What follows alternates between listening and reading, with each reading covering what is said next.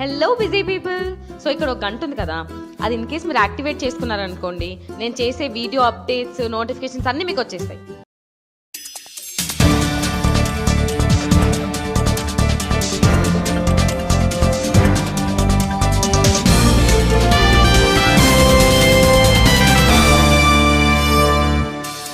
నమస్కారం, జీటీవీ వార్తలకి స్వాగతం. ముందుగా ముఖ్యాంశాలు. పట్టణంలో ఘనంగా గుడ్ ఫ్రైడే వేడుకలు. చర్చిలలో ప్రత్యేక ప్రార్థనలో పాల్గొన్న భక్తులు.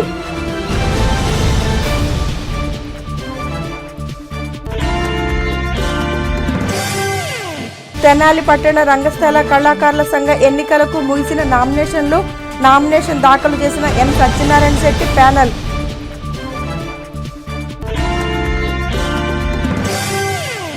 ఘనంగా ముగిసిన శ్రీ సీతారామ మందిర వార్షిక ఉత్సవాలు. హనుమాన్ చౌక్లో భక్తులకు అన్నదానం.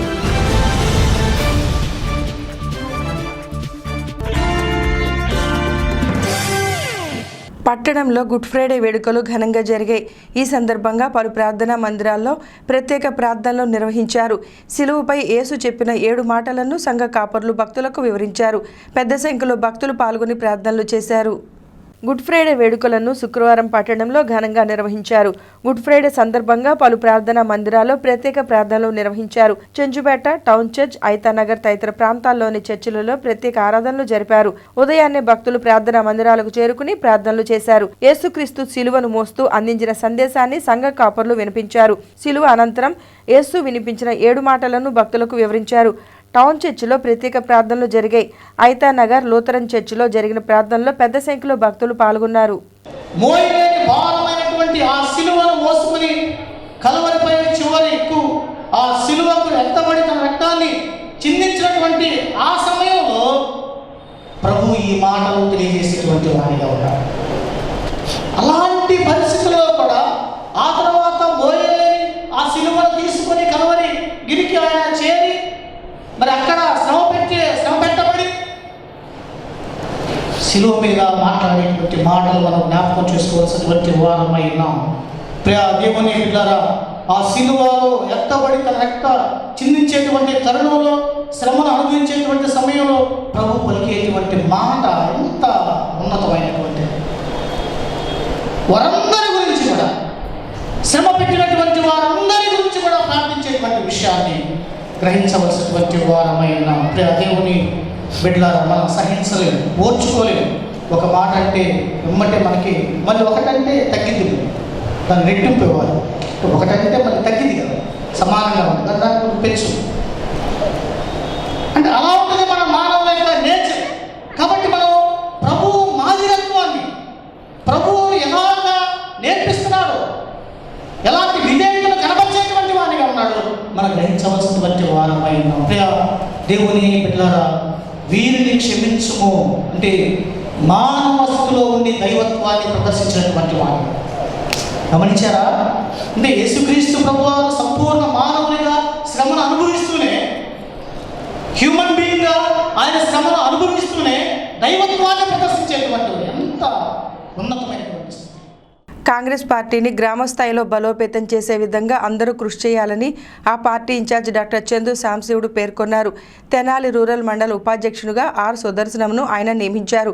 పార్టీకి విలువైన సేవలు అందించాలని సూచించారు. తెనాలి రూరల్ మండల కాంగ్రెస్ పార్టీ ఉపాధ్యక్షునిగా ఆర్ సుదర్శనంను నియమించారు. కొత్తపేటలోని వైద్యశాలలో శుక్రవారం జరిగిన కార్యక్రమంలో సుదర్శనంకు డాక్టర్ చందు సాంశివుడు నియామక పత్రాన్ని అందజేశారు. డాక్టర్ సాంబశివుడు మాట్లాడుతూ కాంగ్రెస్ పార్టీ తెనాలి నియోజకవర్గంలో పూర్వ వైభవాన్ని సంతరించుకుంటుందని చెప్పారు. పట్టణంలో పార్టీ బలంగా ఉందని, గ్రామ స్థాయిలో కూడా మరింత బలోపేతం కావాల్సిన అవసరం ఉందన్నారు. గత ఎన్నికల్లో పార్టీ కోసం అందరూ కష్టపడి పనిచేశారని చెప్పారు. ఈ రోజున మన ఆపేట జాకీర్ హుస్సేన్ నగర్ గ్రామ కాంగ్రెస్ పార్టీ నాయకులు మన ఎలక్షన్స్లో అంతా చాలా కష్టపడి పనిచేశారు. కాంగ్రెస్ పార్టీని తిరిగి పైకి తీసుకురావడానికి చాలా కృషి చేసినందుకు మేము దానికి గుర్తుగా తెనాలి రూరల్ మండల కాంగ్రెస్ పార్టీ ఉపాధ్యక్షుడిగా సుదర్శనం గారిని నియమించడం జరిగింది. ఆర్ సుదర్శనం గారు. అటు బురిపాలెంలో ఇంతకుముందు వీర్రాయ గారు ఉన్నారు, అలాగే మన ఇబ్రహీం గారు మండలాధ్యక్షులుగా ఉన్నారు. పట్టణంలో కాంగ్రెస్ పార్టీ చాలా వరకు బలోపేతమైంది. రూరల్ మండలంలో కూడా చాలా వరకు బలోపేతం అవుతుంది.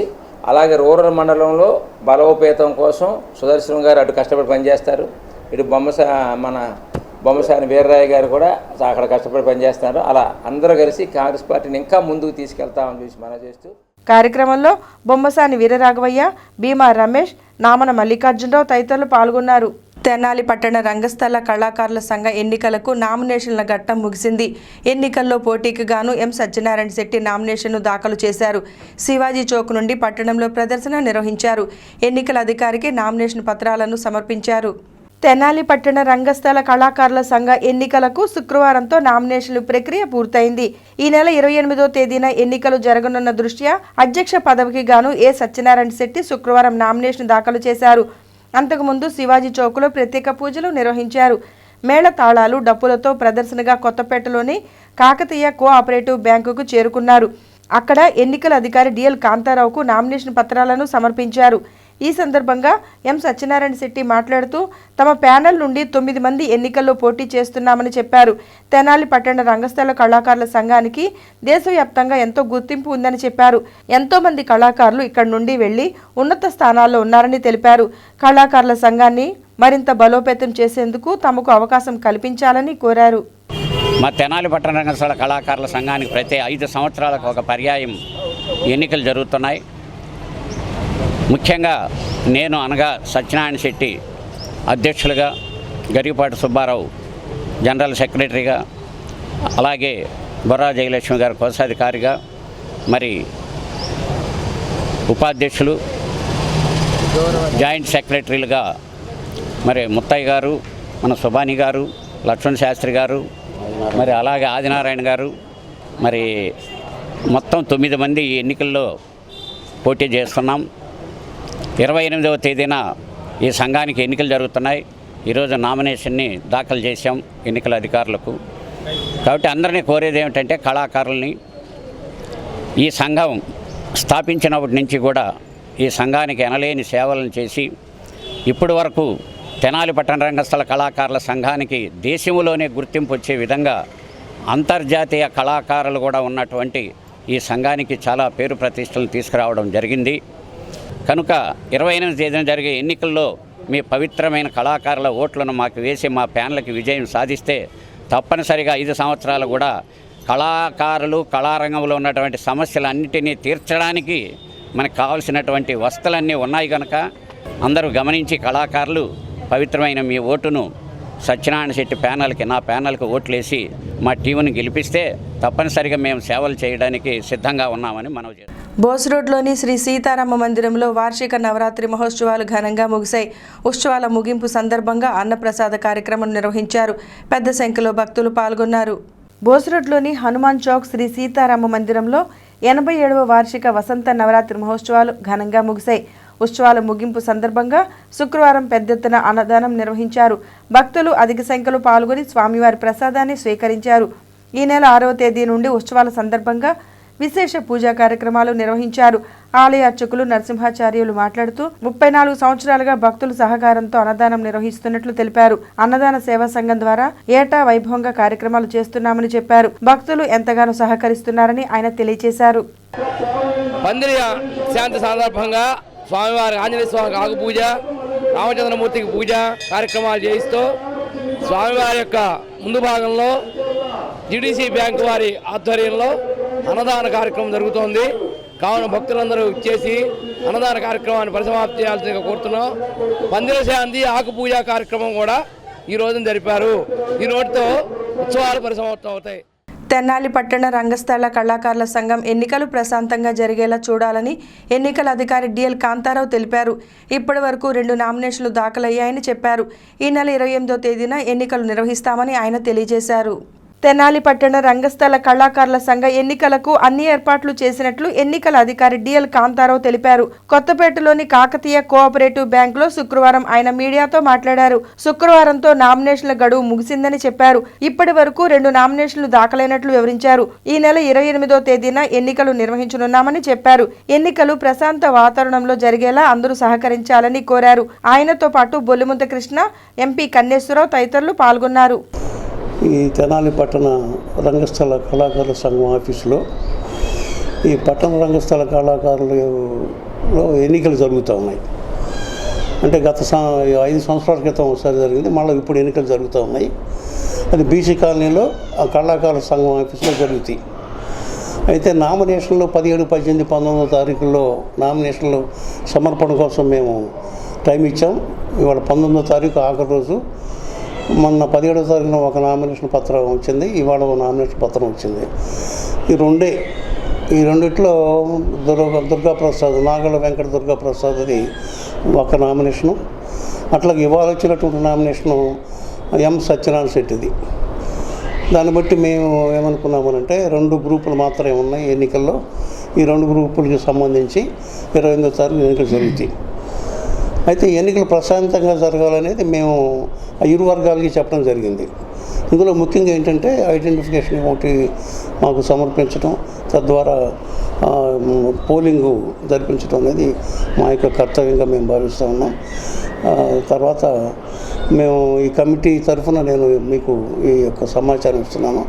కమిటీలో బొల్లిమంత కృష్ణ గారు, అలాగే కన్నేశ్వరరావు గారు, ఆది గారు, బాబురావు గారు, మేము 5గురు కమిటీ. ఈ ఎన్నికలు ప్రశాంతంగా జరగడానికి మేము 5గురు బాధ్యత తీసుకున్నాం. మేము ప్రశాంతంగా జరుగుతూ ఉన్నాం. తెలంగాణలో అంబేద్కర్ విగ్రహం ధ్వంసం చేసిన వారిని కఠినంగా శిక్షించాలని ఎంఆర్పీఎస్ జిల్లా అధ్యక్షుడు ఉన్నం ధర్మారావు మాదిగ డిమాండ్ చేశారు. మాదిగలపై దాడులు చేసి కులదోషణ చేస్తున్న వారిపై చర్యలు తీసుకోవాలని కోరారు. డీఎస్పీ కార్యాలయంలో వినతిపత్రం అందజేశారు.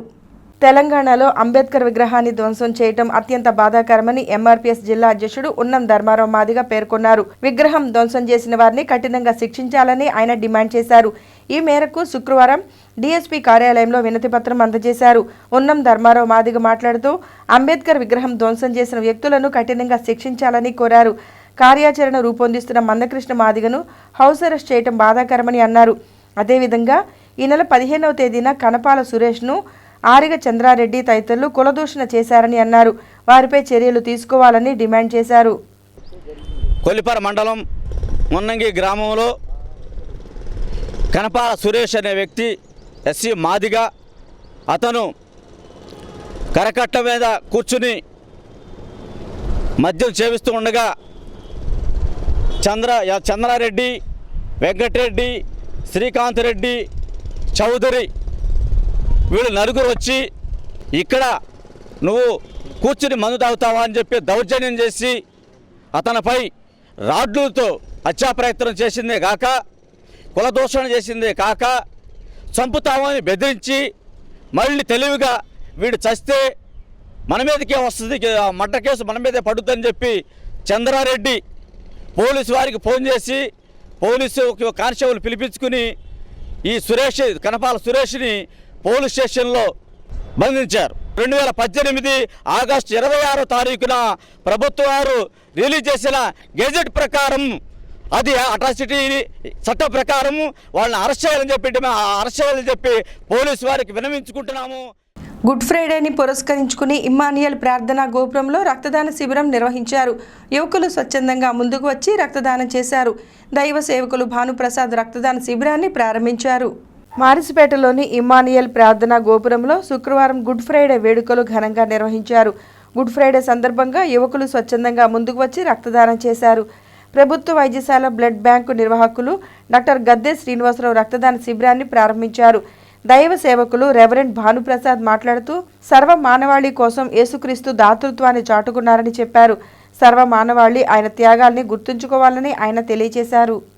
వార్తలు ముగించబోయే ముందు ముఖ్యాంశాలు మరొకసారి. పట్టణంలో ఘనంగా గుడ్ ఫ్రైడే వేడుకలు. చర్చిలలో ప్రత్యేక ప్రార్థనలో పాల్గొన్న భక్తులు.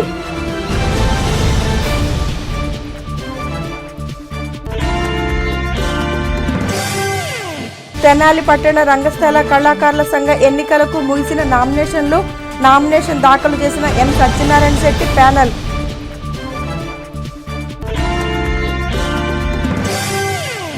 ఘనంగా ముగిసిన శ్రీ సీతారామ మందిర వార్షిక ఉత్సవాలు. హనుమాన్ చౌక్లో భక్తులకు అన్నదానం.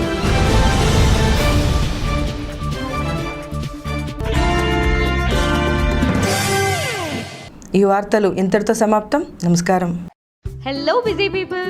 సో ఇక్కడ ఒక గంట ఉంది కదా, అది ఇన్ కేస్ మీరు యాక్టివేట్ చేసుకున్నారనుకోండి, నేను చేసే వీడియో అప్డేట్స్ నోటిఫికేషన్స్ అన్నీ మీకు వచ్చేస్తాయి.